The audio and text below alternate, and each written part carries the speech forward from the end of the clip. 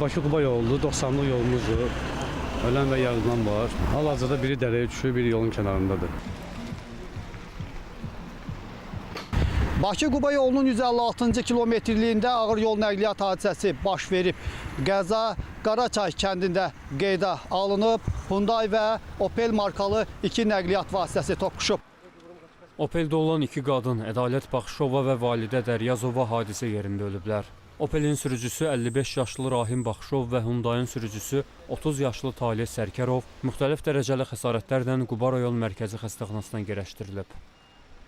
1970-ci il təvəllüdlü şəxsə döş qəfəsinin qarnın küt travması diaqnozu təyin edilib və reanimasiya şöbəsinə yerləşdirilib. 1995-ci il təvəllüdlü şəxsə isə sol but sümüyünün yuxarı 1/3 hissəsinin yerdəyişmiş sınığı diaqnozu təyin edilib və zəruri tibbi xidmətlər göstərildikdən sonra travmatologiya şöbəsinə yerləşdirilib. Həmçinin hadisə zamanı 2 nəfərin həkimə qədər ölüm faktı qeydə alınıb. Faktla bağlı araşdırma aparılır.